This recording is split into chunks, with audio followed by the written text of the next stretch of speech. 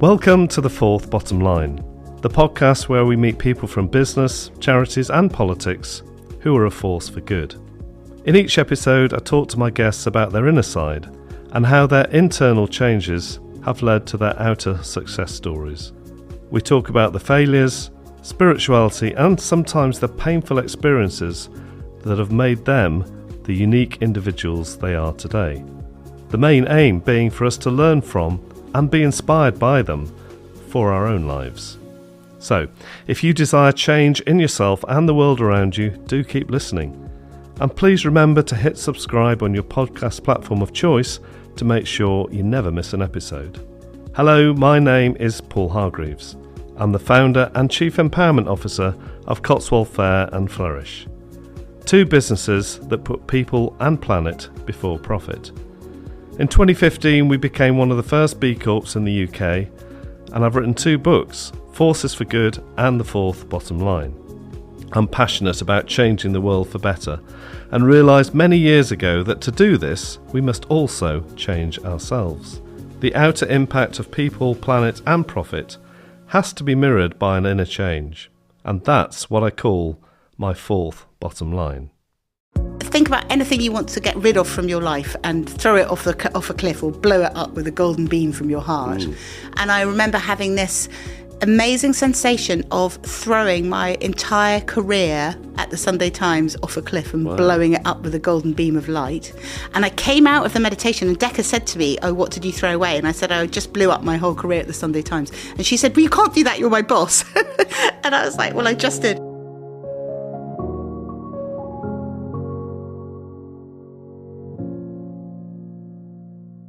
My guest today is Eleanor Mills. Eleanor was the youngest ever features editor of the Daily Telegraph, aged 26, before joining the Sunday Times, where she stayed for 22 years, becoming the editorial director and then editor of the Sunday Times magazine. She is one of the most high-profile journalists of her generation and a top-flight interviewer, and has interrogated everyone from Mikhail Gorbachev to Sheryl Sandberg, David Cameron to One Direction, Theresa May to the Dalai Lama. That's quite a group of people there, isn't it? Eleanor still writes regularly for UK newspapers and magazines and pops up as a broadcaster on TV and radio. But in March 2021, she founded Noon, a media platform and 50,000 plus community of midlifers to change the narrative around ageing. After all, in the 100-year life, 50 is only halfway through. It's noon, lunchtime, and midlife isn't a crisis, but a chrysalis, when we finally get to become the people we always wanted to be. Eleanor lives in London with her husband, has two grown-up daughters, and stays sane by swimming in the Hampstead ponds every day of the year. Eleanor, welcome to The Fourth Bottom Line. Oh, lovely to be here. Thanks for having me. And I want to get into the midlife stuff. We'll come on to that a bit later. But first of all, talk to me about swimming in the open air ponds in Hampstead. A lot of this goes on these days. I know a lot of my friends are doing this, but it slightly scares me, the temperature of the water. Oh, you wimp. I know, I am. I'll put my hands up. No. I think it's one of those things. I think if you said to me a few years ago that I would be doing this, I would go, you must be absolutely crackers. But I started doing it during lockdown after I left the Sunday Times, because I've always loved swimming. It's always been my happy place, being in the water. And when I had a bit more time, I could actually start doing it. And so I was swimming all the way through the summer. And then I just kept on doing it because I just love being in the water. I find that going up there every day, I always go at noon actually, which is kind of appropriate. It's kind of like a promise to myself of spending a bit of time in nature and being in the water. I think that the shock of getting into the cold makes you incredibly present. You can't think about anything else. So, and I think when you put your head into the cold water, you get that kind of, you get a bit of brain freeze, but you also get what I think of as a kind of major reset. It's like kind of rebooting your computer your whole day. And I always know that when I get out of the pond, I will feel transformed. I will feel so much better than I did before I got in. So it's more for the after effects than the actual... No, I love it. I love it in the moment. Yeah, I really love it. Okay. I love being in it. I love what you notice because you're a kind of duck kind of duck's eye level, and I notice nature in a way that I never did before. I see the kingfisher zooming across the water because I know where he's likely to be. I become friends with the heron. Sometimes I do my best cormorant impression and dive right down under and pop up by other swimming sailors, look a bit surprised when they suddenly see me pop up. How long are you in? It depends on the temperature. So the general rule is you should stay in for 1 minute per degree. So if it's like 5 degrees, you're in for 5 minutes. Okay. So at the moment it's about 12 degrees. So I'm probably in for about quarter of an hour. Maybe I'll give it a go. Yeah. Anyway. You can come with me. Yes. And I think that probably plays into the spirituality that we'll talk about later as well. So, but before we get into all that, talk to me a bit about your childhood, your background, the values that you... Oh, okay. So I grew up in a family which valued achievement over everything. We were both at the same Oxford College, weren't we? We were both at Brasenose. Yes, I'm older than you, so only 2 years, so it's okay. My mum and my dad met at Oxford. My grandparents also met at Oxford. There are kind of people who've gone to Oxford going back 7 or 8 generations, and we've also had 4 generations of women go to Oxford in my family, which I think is really unusual. Well, that long ago. Yeah, it was hardly anywhere. I mean, my granny went up to read chemistry in the early 1930s, and then my mother read law, and I read English, and my daughter was also at Brasenose and read English and is back up there doing a master's. So I think in our family there was always a massive accent put on achievement, and that was really the only currency that counted. So I think we grew up my parents divorced when I was 5. My dad remarried Tessa Jowl, who was a minister in Tony Blair's government. So I grew up very much with a kind of front row seat on big politics and like red boxes at the supper table and all that kind of thing. Tony Blair on the phone, Alistair Campbell, David Blunkett.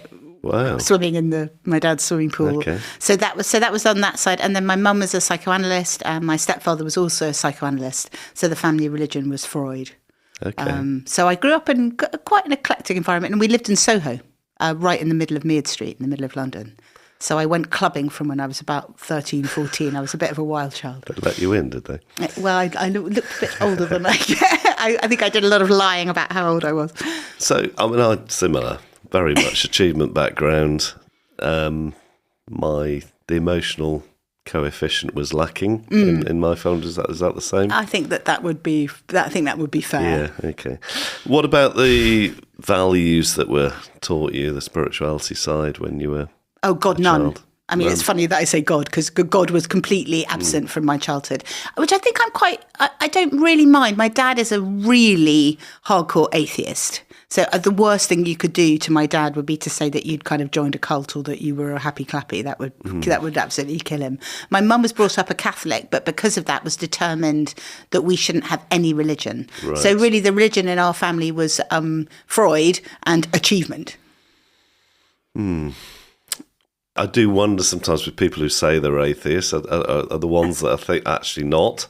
Yes. I'm not bothered. Is more agnostic than that would be. Yeah. I think because my father was such a determined atheist and a rationalist, he's a real kind of Richard Dawkins kind of God is not great kind of thing, and thinks that religion has been at the absolute has been the cause of so much friction and bad things in the world. So we were definitely not encouraged to have any kind of spiritual leanings. In fact, it was almost a kind of family point of principle that we'd never been to church. We weren't interested in any of that.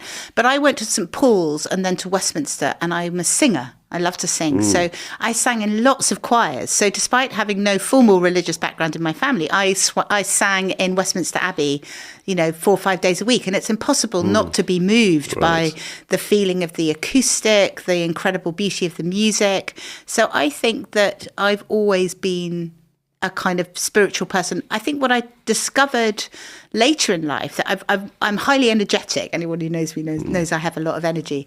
But what I discovered was that energy operates on lots of different levels.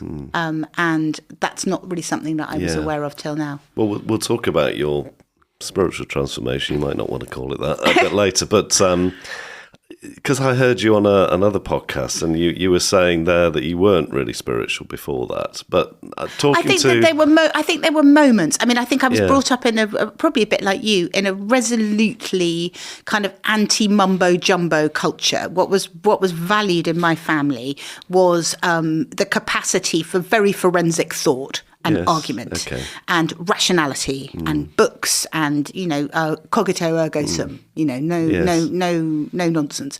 But actually what I've discovered is that I come from a long line of Quakers. Oh, And that's actually becoming quite important to me as I get older. that's interesting. I think there's a big Quaker meeting house not far from where you live. I've been there. Yeah, actually. I've never been, but I think I should go. Yeah. Well, that's interesting. We had a Quaker on the show last couple of episodes ago.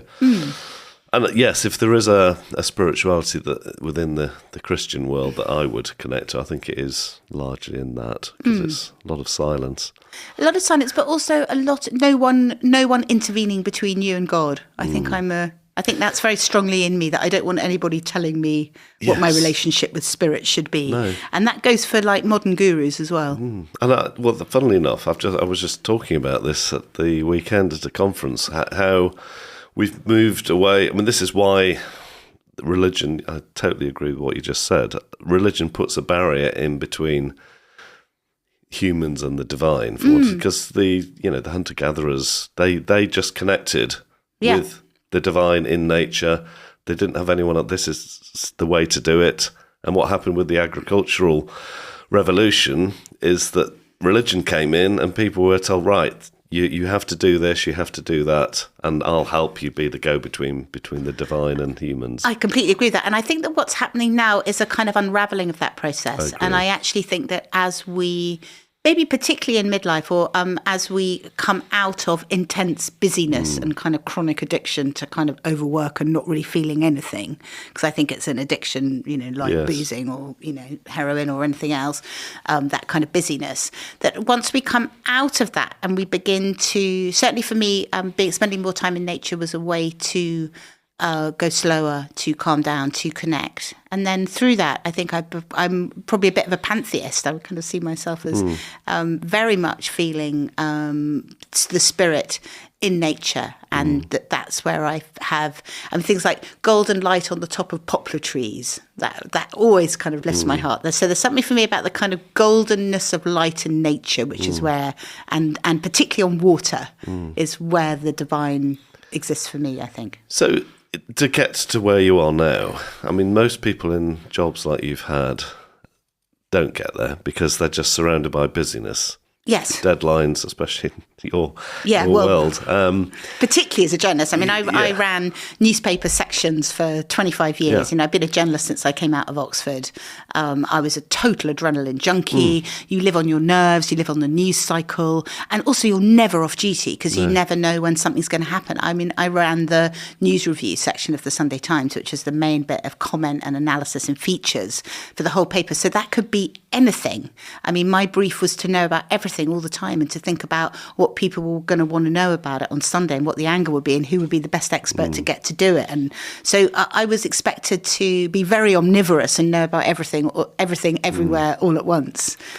So where you are now is a very different place to all that. And, I was very much the same. And it was only some kind of major life traumas that snapped me out of it, and I know you left the Sunday Times, which was probably the catalyst for the new Eleanor. So I wasn't going to get into this so early, but we might as well as we're here. I'm derailing your interview. But I'm just wondering, would you have become the more spiritual person you are now if you were still working at the No, I don't think so. No. I think the Sunday Times, a bit like my background, was about achievement, being first, winning, being tough, not pausing. It wasn't really about pausing. It was about being pretty relentless. And I think that I'd been very much kind of in that school of thought. I was really very much at the top of, News UK and News Corp. I sat with Rupert at his Succession style table in New York in his flat, and I was very much in the kind of inner bubble, so there wasn't much room there for any kind of spirituality. But then out of the blue, I got whacked from that gig, and that was a huge shock to me. It was a bit like kind of Game of Thrones. When you play the Game of Thrones, you win or you die. And somebody else got the big gig, and I was out, and it was like losing that huge cloak, that identity, having all the kind of ermine and all the kind of gold chains, and having all of that kind of taken away. And then you feel a bit like Darth Vader, who's had his mask taken off. So talk to me about that, because obviously a lot of people have experienced the dreaded redundancy that nobody talks about. So you go home that evening. I don't know if it was. Yeah, well, it kind of happened after. It was really came out of the blue. So there I was. I got a meeting put in my calendar to kind of pop up to see the new boss in the afternoon. So I popped up there with all my plans for the magazine for the next 6 months. It's all, thought it was all good. I was running a very successful section, and walked in, and there was the head of HR and the box of tissues on the table, and the editor. The box of tissues is always a giveaway. And I thought, crikey, it's that meeting. Oh, no. And it's funny. There's a day for all of us, isn't there, in our work lives, which is our, like that book, One Day, there's a kind of death day that it's going to come for all of us at one point. But I think when we're in those kind of institutions, particularly ones which put a lot of value on kind of loyalty and say they're going to look after you, and particularly when you've been somewhere for 23 years. And I started there kind of as a young whippersnapper with no kids, ended up, as a kind of 49-year-old mum of two. I'd been there for a lot of my life. So it was a massive, massive shock. But actually, it was a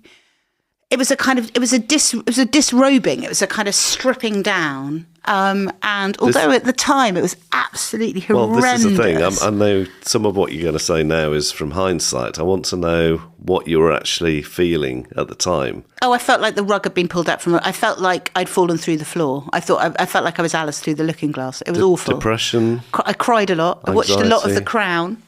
Okay. I cried a lot. I ate quite a lot of chocolate. I started swimming a lot. Okay. That helped. I found some peace and some freedom in the water. And I started meditating.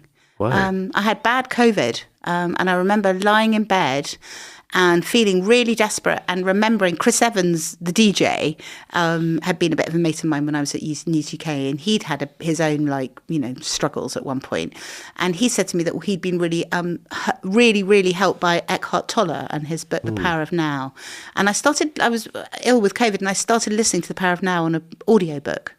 And it talked about the kind of power of meditation. And I remember turning it off and sitting up in my bed and thinking, okay, I'm going to do this. And I started meditating then, and I've meditated pretty well every day since. So most people get made redundant. Don't snap into bed. I want to know join the dots here. Join the dots. Yeah. So I got whacked, which was really horrible. And I didn't.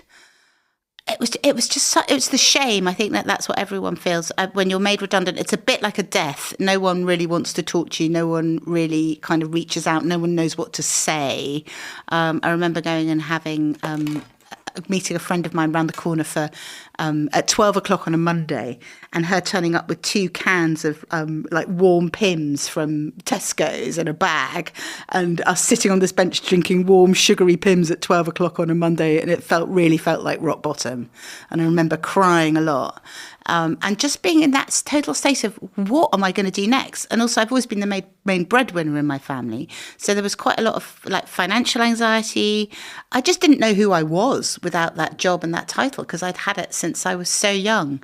And I think in that moment, what you think is that all your power, all your agency, all your talent has been taken away with the title. And what I subsequently realised was the reason that I'd had the title was because I had lots of good qualities and that I could repurpose those. But I think in the immediate aftermath, it's a bit like Samson having his hair cut. You feel like all your power has been taken away.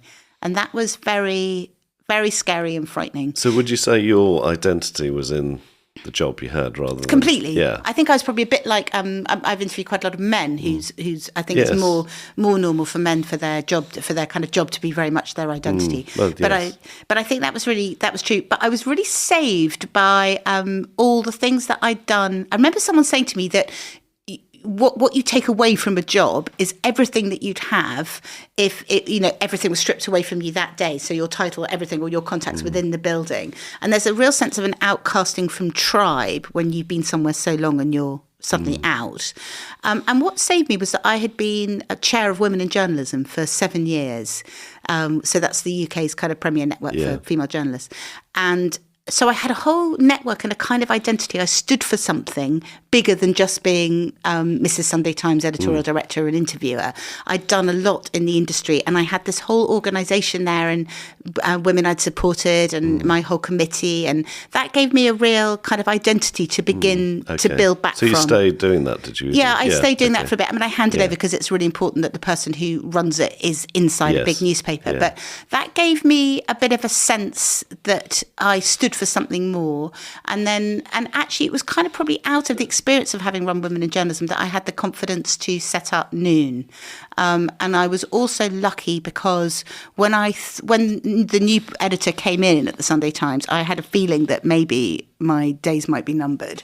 And I rang up a friend of mine who is very senior in advertising, a kind of slightly older woman who I thought of as a bit of a big sister. She's called Claire Gillis at WPP. And I rang her and I said, I think I'm going to be whacked. What should I do? And she said, well, here's the number of a really good employment lawyer, which everybody needs. Okay. And the second thing she said to me was, what would you do if you weren't afraid? That's a really good question. And I said, well, it's really random, but I've got this idea to set up a network for midlife women, because I could see from our statistics on the Sunday Times that some of our best subscribers were women like 45, 50 plus, and yet we did nothing for them because the gendered ageism in the media and the papers meant that whenever you tried to run a story about older women, if you took up a picture of an older woman for the cover, the editor was inclined to say things like, oh God, I don't want to see her I don't want to see her looking like that. I want to see her when she was young and hot, whatever. So so I realised that there was a massive opportunity actually, if you saw those women, to do something really special for them. And actually, one of the things that I'd done before I left the Sunday Times was I'd been to Jamaica with Decca Aikenhead, who's a great friend, but also one of my journalists, the main interviewer on the Sunday Times, because she had very bad PTSD when her husband died, and she wanted to go and take psilocybin in Jamaica to write a story about her. And I said, okay, you can go, but only if I come too. Okay. So were you worried about her doing that then? I was slightly worried about her because I thought as her editor I had a duty of care. Also, I thought it sounded like a brilliant jolly to go to Jamaica and take magic mushrooms and on this kind of like super luxe retreat. It's like twist my rubber arm. Yes, but I also think that there was something bigger. I mean, I would now see it as my kind of awakened self saying I just had an absolutely passionate feeling that I had to go and do this. And I can remember going down and talking to my husband saying I want to go to Jamaica and take magic mushrooms, and him going, are you completely crazy? Because I've never liked psychedelics. I took a lot of ecstasy when I was a young raver, but I usually stayed away. I stayed away from acid, so it wasn't like it was something I'd done a lot. But I had a real sense of destiny that I needed to go and do it, and it was massively life transforming. And that was the moment at which actually I came up with the idea for Noon. What? Can you talk to me a bit about what happened when you were taking them? How did it just, because it's not legal in this country, but it is in... It's legal in Jamaica. Yeah, or they've never made it illegal. So what happens? You go to a room and... Yeah, you go... No, you don't. You go to a rather luxury villa by the sea. Okay. And you, in the course of a week, you take 3 heroic doses of psilocybin. So this isn't microdosing. Heroic? Well, a lot, enough to get you to the point of ego dissolution. Okay. So 8 grams of psilocybin, maybe more like 12 grams, a lot. Opening dose, I think, was 5 grams. It's a lot. It's enough that everything kind of melts away. You're meant to get to ego death. And they give you a kind of framework. So you do a day of dosing, and then you do a day of integration, and then another dose, and a day of integration, and then another dose. And is someone kind of talking you through the process? Oh while you're yeah, doing this? absolutely. There's a kind of person who runs the retreat, and they decide what doses would be appropriate to you given your sensitivity to stuff. And they also give you a meditation before each one. Right. So the first one, they taught us to kind of really tune into the sense that you could summon in real kind of white light above your head, and that everything was okay. And they said that if the trip ever gets dark, you can go back to that place. You can create that place in your mind. That was quite helpful. Then the second one was about kind of family and childhood. And I cried a lot before that. But actually, when I was in it, I had this amazing sense of feeling like an incredibly carefree child. I spent most of my time jumping up and down, pretending I was a jack-in-the-box. It was really fun. And then on the third trip, they told us before we went in to throw away. They said, think about anything you want to get rid of from your life and throw it off a cliff or blow it up with a golden beam from your heart. And I remember having this amazing sensation of throwing my entire career at the Sunday Times off a cliff and blowing it up with a golden beam of light. And I came out of the meditation and Decca said to me, "Oh, what did you throw away?" And I said, "I just blew up my whole career at the Sunday Times." And she said, "Well, you can't do that. You're my boss." And I was like, "Well, I just did." And then I had this incredible life transforming So this trip. was before the redundancy? This was about 6 weeks before. So I think in some ways I called it in. So you were kind of ready for it. I was obviously ready for it. And I think so I had this experience on the third trip I was lying down under a palm tree and looking up, and I felt like I was being recharged with golden light from the universe. I literally felt like I'd been plugged into some cosmic recharger, and I was being flooded with this kind of sense of kind of golden light and purpose. And I came out with this really strong sense of connection to all things and of everything being linked and kind of oneness, and a sense that rebirth and transformation was possible in midlife, and that what I wanted to do was to help other people do that. Because what I'd seen on the retreat all week was actually there were predominantly men in our groups, lots of men from Silicon Valley or lawyers in America who had come to this thing. They ticked all the boxes that society told them to tick would make them happy, and they were miserable. One guy was suing his wife and his business partner, and they were like kind of husks. It was like all their hearts had kind of shriveled, and they were not in touch with anything that really mattered. And over the week, you could see them. It was like they were being kind of rehydrated. Yeah. You could see their kind of hearts swelling. A lot of them kind of had cried for the first time in ages. So and one guy at the end was like, I'm calling off the lawyers on the divorce and the thing. It's all my fault. I can see that it's all been me. And so I could see the possibility of transformation for these people and how much they needed to imbibe a whole different kind of Kool-Aid. So what would people think if they're looking from the outside at you? What transformation would they have noticed? Oh gosh, that's a good question. I think I'm calmer now. I think I'm kinder. It sounds really kind of unhumble to say that I'm more humble, but I think I am. I think I'm a lot more humble. And certainly the work that I do at Noon comes from a deep sense of having been given a mission. I feel like a whole load of stuff has kind of been kind of working through me, and it's that I'm a kind of instrument of something bigger. That sounds really strange, but I do really feel that, and I think that that's also about a kind of awakening of the feminine, and that is coming through anybody who kind of starts to work in that way. I felt a really strong, I started writing the book, which became a kind of Times bestseller. Noon has just like expanded so rapidly, it sometimes feels like I'm sitting on a rocket. And I know that's about a journalistic skill of being able to tap into the zeitgeist, but it's also tapping into something much bigger than me, which is kind of bubbling through, coming up. And I feel that very strongly. And did you talk to people at work about this when you went back or not? I think that when we came back, I think we were still pretty high, me and Dec. It was just before Boris Johnson became Prime Minister. It needed to be high to get through that. And I think I had profoundly changed, and I don't think it's an accident that I think there was such a shift in me that I think I was kind of on my way out of the of the paper at that point. And your husband, was he then pleased that you'd been, rather than thinking you'd lost the plot? My husband's always been far more spiritually awakened than I was. He'd done loads of Vipassana and Buddhism and walking around India and all that kind of thing before we met. So I think he feels like I'm finally catching up. Well, for me, actually, we're not here to talk about me, but the transformation process was a spiritual walk in India. So lovely. I think I've probably had a similar experience. I mean, absolutely love your phrase, midlife chrysalis rather than midlife crisis. Yeah, I absolutely love that. No, I think midlife is totally a chrysalis, not a crisis. I think it can present to many of us as a crisis. But what I've seen myself and sitting in the groups of women, because I now run kind of what I call noon circles, which are kind of supportive groups for queenagers all over the UK. Yeah. And I sit with them a lot. And what I see there is that for many of us, whatever has been very primary in our lives will fall away when we hit midlife. And that actually what there is an opportunity to move into a whole new, more purposeful, kind of better chapter.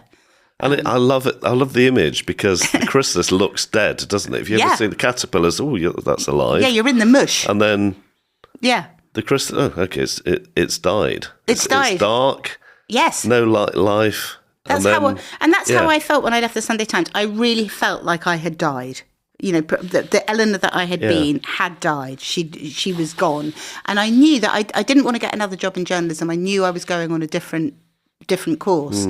And I write in the book about actually the very, very earliest story of humanity is about Inanna, who's the Assyrian goddess. She was kind of queen of on Earth, and then she has to go down into the underworld, and she gets stuck there, and she gets hung on a hook like a kind of slab of meat in the dark.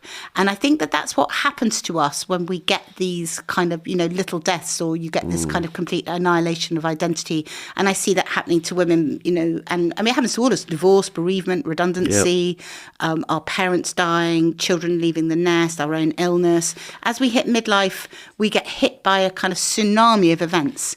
You can see it in David Blancheflower's research. 48 is there's a U-curve of happiness, and 48 is the nadir at the bottom of the curve. And we see it in the research that we did at Noon with Accenture, where we found that over half of women had been through at least 5 massive events by the time they hit 50. So divorce, bereavement, redundancy, caring for elderly parents, Gen Z with mental health issues, their own health problems, some other kind of form of abuse, a bit of menopause, that over half had 5 of those by 50.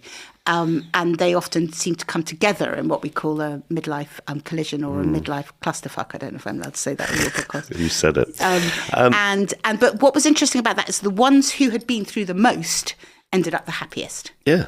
Because they'd shed everything that no longer served them, and then created a life which I write about as being resonant, a life which matches on the outside how you feel on the inside. And I think for so many of us, that's not the case. I agree, and I think it's almost about you must have read Otto Scharmer's journey. It's about reintegration. Yes, definitely. And you've got to almost disintegrate to reintegrate. Yes, I think it's also Jungian. Actually, I grew up on Freud, but it's Jung who's really good on midlife. And he talks about this midlife passage. And he says this thing about we kind of start off as caterpillars. We need to get kind of like become big fat caterpillars. So we have to become a somebody. So that's all that achievement that we started off talking about. And then you go into the chrysalis and you become mush. You go into the dark. You become a nobody. But it's only through going through that process and then really battling to get out of your pupa that you become a butterfly, and then you become an everybody. Yeah. You integrate your shadow, and you become somebody who's capable of, kind of transformation and also helping others, I think. And 90% of the people who've been on this podcast have been through a similar chrysalis. process. Yeah, they have. Yeah. I mean, some of them maybe wouldn't describe it as that, but there's... It does seem like you have. Well, I'll ask you: do you have to go through that in order to really achieve your kind of purpose in life? Do you think? I think probably to be turned on to your purpose in life, you have to have that kind of like that first bit of we're told achievement, achievement, achievement, tick the boxes, keep jumping through the hoops, both Oxbridge, whatever. It's like there's a certain expectation of what your life's going to look like if you're a woman, marriage, kids, kind of getting a house, getting a job, all those things. And I think we get to a point where we realise, okay, well, we've ticked all those boxes. And that's maybe not necessarily, maybe that hasn't made us that happy, or we still feel there are things that we need to do. And I think maybe that sense of going into the dark, being hung on the hook, if you think about it in terms of the kind of seasons of the year, we need that winter point, which is where everything regenerates underground. That old thing of the kind of darkest hours just before dawn, but actually in February, March, when everything looks its bleakest, is actually just when the buds are going to come back. So I think that we have to understand that we all need a bit of fallowing, a bit of kind of wallowing, a bit of sitting in the dark, because we feel like we're dead, but actually we're regenerating. And obviously the mushroom experience was important for you, but is it possible to get across the threshold, if we want to put it in those terms, without the psychedelics? What I think the psychedelics, so I think that there's a big caveat around the psychedelics, because I think that there are lots of really kind of dangerously dodgy operators in the sector. Yes. And I also think that when you take a life-changing dose of psilocybin, magic mushrooms, you're playing with fire. You don't know what that's going to do to you.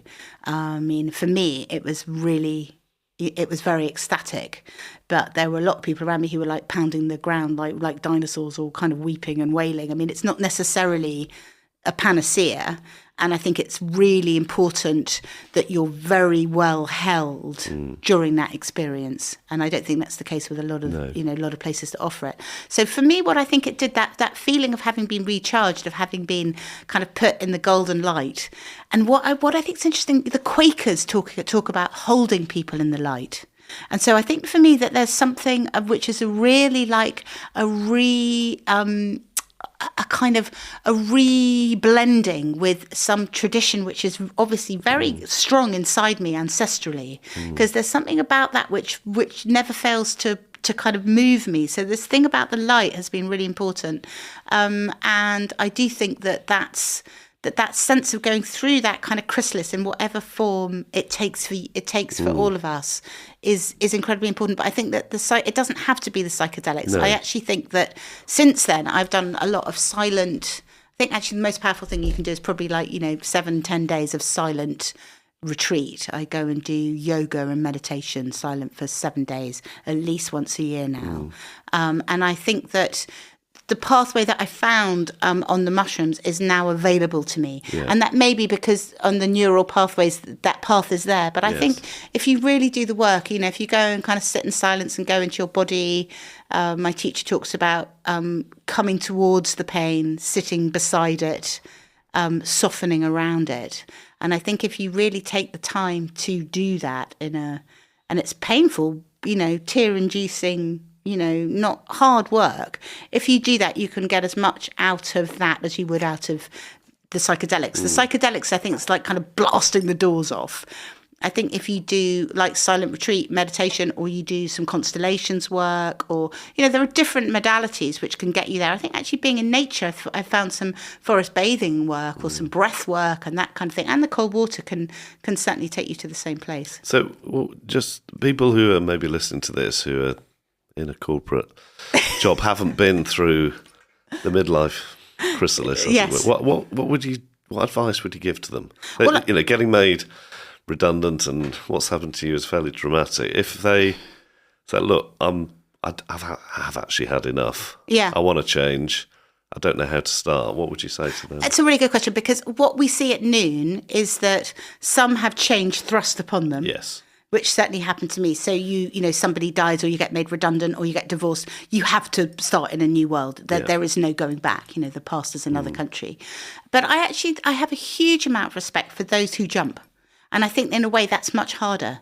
That there are a lot of people who come and they talk about feeling stuck, or they kind of know that what they're doing isn't working for them anymore, or that they're kind of stuck in a carapace or a version of themselves, which they kind of know they've outgrown. And I felt like that a bit at the Sunday Times. I kind of knew that I was a bit stale. I needed to do something else. But it's jolly hard to jump off a very prestigious and well-rewarded 'cause sinecure. A lot of those people at that age, they're just surviving until retirement, aren't they? Yes, which I always find incredibly sad. But I think that's the thing that we have to shift. Yes. So I'm a passionate believer in this idea that in the 100-year life, which statistically many of us are likely to live, if you're in your that's exciting. 50s or 60s. I was speaking with an actuary the other day, and she was saying that women, if get to your early 60s, you're reasonably healthy. You're likely to live till you're 97 now. Wow.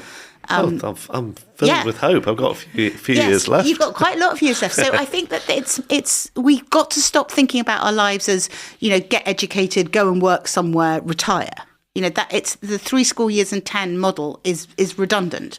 We're now going to live a long time, which means that there's this amazing dividend, what I call the age of becoming, between about 50 and 75, which generations before us haven't had. Because we've got health span, we've got experience, we've got potential. And for me, that is the age of becoming. And it's when we can maybe move into a more purposeful kind of spiritual kind of sense, or maybe it's also a sense of what we can give back, what we can kind of give to the world, and how we try and approach some of its problems from a more compassionate standpoint. I saw some research on creativity and people being at their most creative between 55 and 75. Yeah, I mean, that makes perfect sense to me. And I think also, if we're going to live a long time, we need to get better at the change muscles. I do a lot of corporate speaking now, and I talk about longevity and the generations and all of that kind of stuff. But the speech which has been most popular recently has been around change and what do we need to navigate change successfully. And I think that is a capacity to sit in the dark and allow ourselves to regenerate, and to choose to very intentionally to step into another phase. Well, we're going to have to, aren't we? Because we're in a world that is ridiculously volatile and uncertain. So change is change is definitely where it's at. So I think something about the 100-year life is also about us much more intentionally navigating change. So on Friday, I'm moving house out of the house that I've lived in for 23 years, and that is an intentional change of gear in midlife. I mean, the getting whacked from the Sunday Times, that was definitely thrust upon me. But the moving out of the family home into somewhere, doing a bit of downsizing. My husband's going to retire, so he doesn't have to work anymore. We'll take off the financial pressure, which means we can both really lean into our purpose.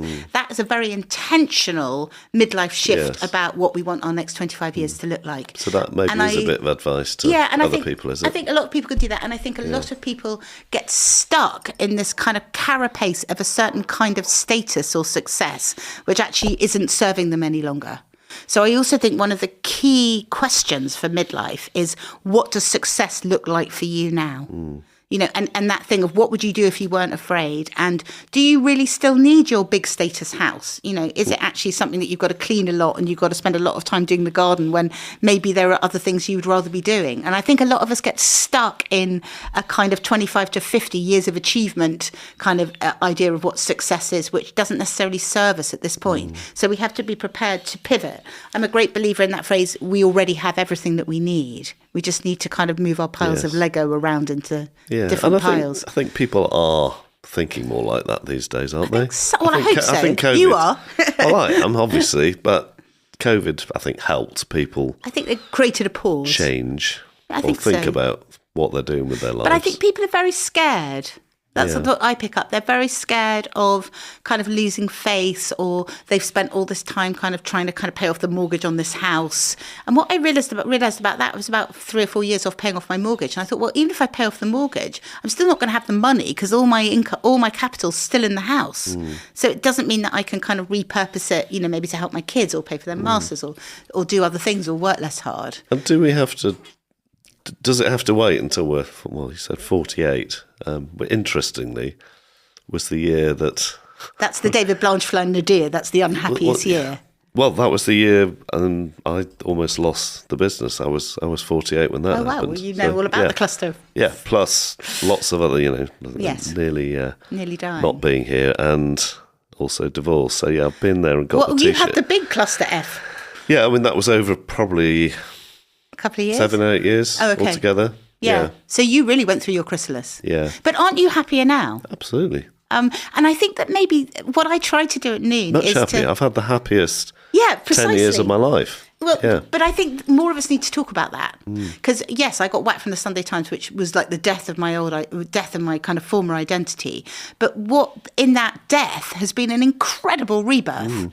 And I now feel so much happier, more fulfilled, more kind of in service to something that feels really important. And I love sitting with the women and the people in my community and really feeling that I can help, and that we can create a different narrative about what midlife is and that there really is much more to come, which is the title of my book. Because I think that our narrative gives us such a sense that we're kind of done by 50. And actually in the 100-year life, there's still so much more to come. What about people who are listening who are maybe in their 30s? Oh, well, do they have to wait, or can they crack on with it now? Well, I think they are cracking on with it now, and actually in a much better, in a more positive way than we were. But I also want them to look forward to being 50 when they hit the age of becoming, the kind of Jungian kind of, Chrysalis and becoming an everybody, as a point where they move into a new phase. So I think we all need to talk about this a lot more so that people know it's coming. Whatever you've been doing between 25 and 50, I reckon by the time you get to 50, the wheels are going to fall off, right? And you're going to have to do something else. So I think if we make people aware of that, they can start kind of planning. They can have a bit of a side hustle or begin to think about what their purpose is, rather than just feeling like they've been pushed off a roof like I did. Yes. I think if you know that you're likely to get a massive kind of, life reversal, kind of go through the washing machine in your late 40s, then maybe you can kind of get ahead of that. But what I also see is I think that the young uns have got a lot more wisdom about this than we have. I mean, I look at my daughter, she'd gone back up to Oxford to do her master's, and I was like, you're right. She's like, I'm having a bit of a bad day, but I've just taken myself to the lake and I've had a swim, I've had a reset. I thought, wow, gosh, I didn't learn to do that till I was in my 50s. No. And they're much kinder to each other. They're much more self-aware. I think the next generation are remarkable and actually very different creatures to us. Yes. My daughter's taking herself off to Barcelona for a year, apparently, just to try and find the next direction for the crack. My daughter kind of took herself off to Lisbon, she took herself off to Paris for a year. And I think that there's a strong sense. For her, what I loved was this sense of agency at 21 as a young woman, that she was going off to kind of fine-tune her kind of critical faculties to really decide what she liked or what she didn't like, and that was something that was really worthy of exploration. I don't think I had that kind of stronger sense of myself as, somebody who's where I could really invest that time in my own discernment. But I also think in the 100-year life, that earlier piece is going to be really important. Networks, learning languages, setting yourself agreed. Up. Yeah. I want to talk about, we've touched on spirituality a bit earlier, and you talked about connection as well. So actually someone I talked about as preparation for this described you as someone who talks about spirituality in a grounded way. Oh, that's nice. Yeah, I like that. So I'll take that. For someone who is a bit mystified by all this, but they know really in their heart of hearts they need to there's got to be something connect bigger. Somehow with something. Give them some tips on how they would start doing that. Oh, that's good. So I've just run a retreat. I've just come back from running a retreat in Wales, and one of the women there was absolutely dead set against anything she thought of as woo. She was very powerful woman, being a CEO in a very masculine area. And we do Kundalini yoga every morning before breakfast, which most of them don't really know what it is, but of course it's very strongly kind of spiritual and kind of working on your chi and stuff. And one of the things that the teacher did was she played a kind of chant, Satanama, which is like, creation, destruction, kind of creation, kind of everything. And then this woman, if you'd said to her that she was going to be sitting there chanting for 12 minutes at the beginning of the week, she would have laughed in your face. And she absolutely loved it. And I got a message from her because she could feel it. She could feel the power of the chanting, of the movement, of the music, of the mantra. And she's so sweet. She texted me when she got home. She said that she'd sat in her sitting room and she'd played the mantra that we put on the WhatsApp, and that she was going to do it every morning because it made her feel kind of flushed with this amazing sense of kind of joy. So I think that the way that you convert the skeptical is to get them to feel it. You can't tell it to somebody, but they can feel it. It's like if you do, I love constellations. And the thing about constellations is it makes you realise that there are so many different ways of knowing. You better explain what they are. I think some people people sound completely crazy when you start talking about what constellations are. It's a way of tapping into the field for a kind of communal wisdom, which is not in your rational brain. And it's very big on the continent. They do a lot of it in like Belgium and Denmark and the Netherlands and Scandinavian countries. Google offices. They do it in Google Facebook offices, exactly. Yeah. So it's a way of plotting systems, which kind of takes out rational thought. I have to say, I think it's about the most fun you can have with your clothes on. I think it's absolutely riveting what you find out and what you know without consciously having got there. And so I think it taps you into your intuition, all that thing that we know as kind of herd animals. And there's actually lots of good science around this now, like murmurations of starlings. How do they know how to move around? Because they kind of communicate in a way which is a kind of like a herd, a kind of field, a kind of field system. And we humans are herd animals too, so we can really tap into that. So I think that there are all sorts of modalities which I now feel really passionate about, which if you'd said to me when I was Mrs. Sunday Times, I would probably have laughed in your face. I want to do the constellations training. I'm going to train next year because I think that it's such a powerful way of working with groups. Yeah, I mean, I've only done it a few times, but it is good, isn't it? It's amazing. Yeah. I mean, but I think you're right that we've back to Descartes, which you mentioned, we've so disconnected from ourselves that we only take any notice of the stuff that goes on in our brain and not any notice of anything that goes on anywhere else in our body. And actually the rest of the stuff is it's probably like 95%. The stuff in our brain is a tiny amount. And what I've learned in the last 5 years is to really listen to my intuition. I now really tune into my body. I know when somebody's speaking to me a real truth because I feel it. My whole skin goes kind of prickly. And there's a whole way of communicating with each other which the over-rationalized worldview excludes. And that's why all these companies are doing constellations, because they know that it's much more complicated than just what we think we know in our heads. And I was talking about this at the weekend about telepathy, and half the room probably think I'm completely lost the plot. But if animals are telepathic with each other and with humans, which has been proved, exactly. So it would seem strange as the animal that we are, that Homo we can't sapiens, do that too. We can. Yeah. We just repressed it. Yes, and but I think we've been taught to repress it. Yeah. So I think 2,000 years of kind of, over-rationalist patriarchy has drummed out of us lots of the kind of more innate kinds of folk wisdom that other kind of, more agrarian societies and things would still very much tune into.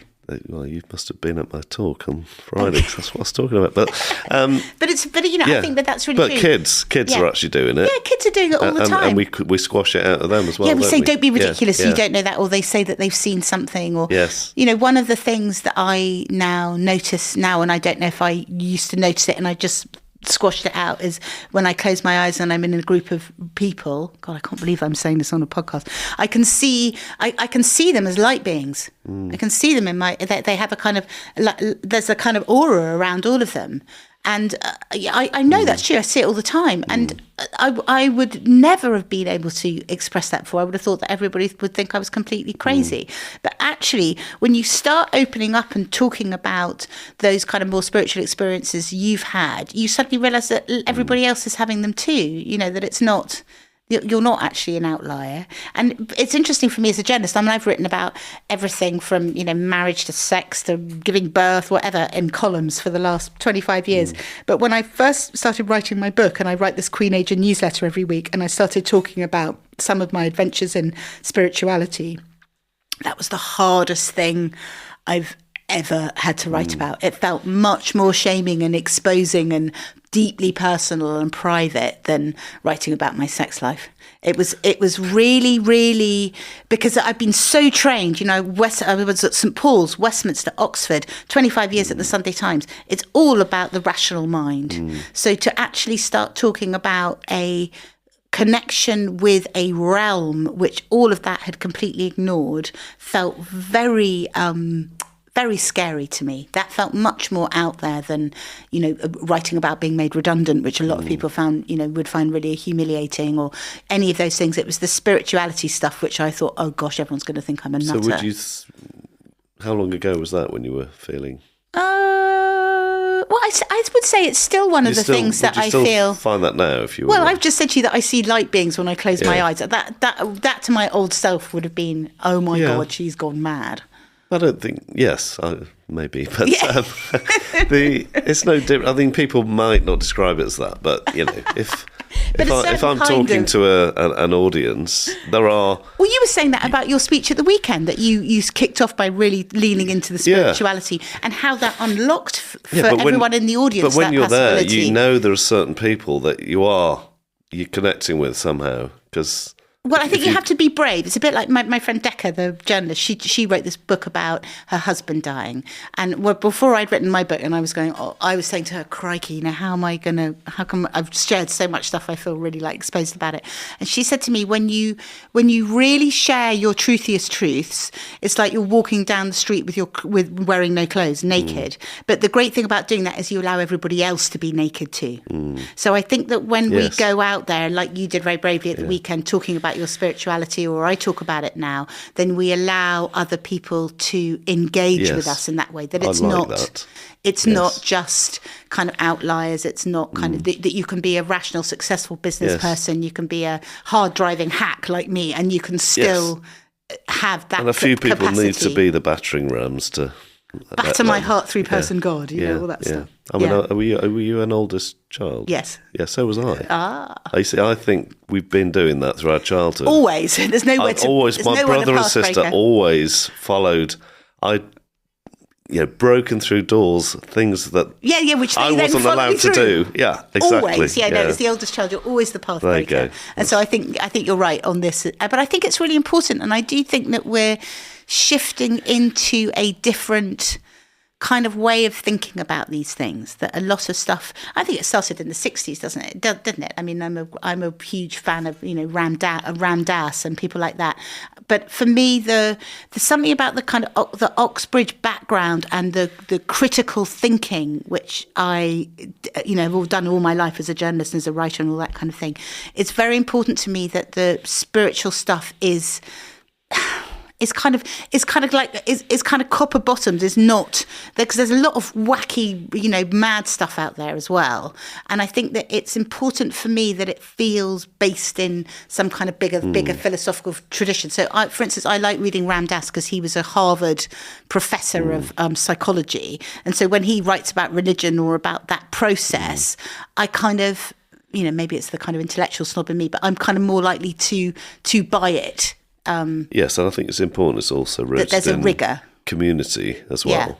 Yeah. Because when it goes off the rails, it is people who are not in community, and none of us have all the answers. No, absolutely. We only jointly have the answers. But I also think that there is a real danger of people who do have some kind of spiritual wisdom and some kind of teaching, or have something about them where they are tapped into something, and you can feel it off them, and they can often lead you in that path. That I think that also acts as like the worst kind of ego fuel for those individuals. And I've seen a lot of guru-itis around the place, with the psilocybin, with some kind of other kinds of retreat leaders. Yes. And I think that it's a really dangerous line, because these people do have something. People are very gathered. Other people are very drawn to it because they really want a bit of that, and they have a real yearning. And then I think the danger is that these people become like little kind of demigods, and then they have feet of clay. I mean, it's the oldest story in the world. Well, yes, the real gurus push people away from them and towards finding their own. Exactly, and say find your own path, and that it's not about me. But I think that there's a huge amount of egoic kind of ego fuel. But there's also a great sense of people need someone to follow and are too lazy to get there themselves. Exactly, so, but I think if you're on this, my caveat of having kind of come across quite a few gurus in the last kind of 4 years or so is, if you're in a kind of situation with someone where there's a bit of a culty thing going on around them, that would be a bit of a red flag to me. I think that the people who are truly spiritually awakened are really humble and absolutely don't want you to gurify them. So that would just be my only caveat on my kind of wanders in spiritual world, because it's amazing how quickly that happens around men and women. Yes. Right. We need to start wrapping up. Just one question before we get on to the questions I sent you in advance that I ask all my guests. But in 50 years' time, when you're on your deathbed, and you can only What, you think I'm not going to live forever, Paul? Well, you said 100, so we'll stick to that. You can only leave one lesson behind. What will it be? Ooh. I think to the kind of oneness of everything. The connectedness of everything, that there is no separation, and that everything we do has a kind of butterfly effect. That there's no, that you can't other things, you can't put them outside the kind of circle of light, that in everything there is light and darkness. Okay. So I did send these questions out to you. So a piece of advice you wish you'd had when you started out that you didn't get? No job will ever love you back. And not to kind of swallow the Kool-Aid when it comes to organisations saying if you're loyal to them, they'll be loyal to you. Because all of us, wherever we work, the graveyards are full of irreplaceable politicians, journalists, CEOs. And the reality is that at some point you just become a number on a spreadsheet. And the only people we're really irreplaceable to are our families. Wow. And a piece of advice that you did have, but you've totally ignored? Piece of advice that I had. I think advice is hard, isn't it? I mean, certainly, I'm more of a believer in questions. I think that we can ask. I mean, I've been an interviewer my whole life, so I think you can ask great questions which uncrack things for people. So certainly the question that I was asked, what would you do if you weren't afraid, at that very pivotal moment, was absolutely core. And so so I think rather than advice, I would say that what we can do for other people is ask questions. Yeah. I'm going to take that one with me, because that is a great question to ask, isn't it? Yeah. All the way through your life. Yeah. What would you do if you weren't afraid? Because fear can kind of stop us. I love that. There's a quite slightly corny line from a more Chiba song. It's just like, fear can stop you loving, love will stop your fear. Okay. And from the Fourth Bottom Line book, which characteristic of leadership most resonates with you at the moment? Compassion. I mean, I think we've never lived on a planet where compassion was more required. And I think just particularly as a leader and as a boss, really feeling compassion for our employees, and for ourselves, and for the planet. So I think for me, the compassion piece is the most important, because it takes in all the others. Yeah. So if we really believe in, oneness, connection, the kind of oneness of all things, then compassion is an essential. Yeah, I love that. Brilliant. Well, thanks so much for your time. I think I probably asked 2 questions I intended to. We went down a very large, welcoming rabbit hole. But spiritual rabbit hole. Yes. A lovely rabbit hole. In fact, I'm going to stay in there, I think. Thank you. I will mention your book, which has been out a while, but it's just come out in paperback. It's just come out in paperback last week. So it's called Much More to Come. Much More to Come: Lessons on the Mayhem and Magnificence of Midlife. It's difficult to say after a drink, isn't it? Yeah, lucky I haven't had a drink yet today. It's quite early, yeah. So, and which is published by HarperCollins and was a Times bestseller. I was quite proud of that, particularly given being a Times bestseller. Yeah, being a Times person, Times bestseller rather than a Sunday Times bestseller. Times bestseller. And also, that if anyone's interested in help with midlife, I run retreats, events, these circles, and a website, noon.org.uk, which is all about helping people through the sloughs of midlife. Is that just for women or for men as well? It started off as women, but we're kind of watch the space, because we want to do stuff for men as well, because we keep being asked, why is it just for women? And I think, as you know, that there are, maybe we should talk more about this, but I think that there's a huge, I think there's a huge hunger out there for this sense of the chrysalis and the sense that there really is much more to come. That we're not. This isn't the end. This is the beginning of a next phase, and that's the blessing of the 100-year life and the longevity, which we're the lucky beneficiaries of. Lifespans have doubled in the last 100 years. Great. Well, thanks so much for your openness and your wisdom, and read the book. Yeah, come along to Neen. Thanks for having me. We really hope you enjoyed this episode of The Fourth Bottom Line. Please hit subscribe to make sure you never miss an episode, and do leave a rating and a review wherever you get your podcasts. And if you want to learn more about my work, follow me on LinkedIn, visit my website paulhargreaves.co.uk, or look out for my 2 books, Forces for Good and The Fourth Bottom Line. Thank you so much for listening.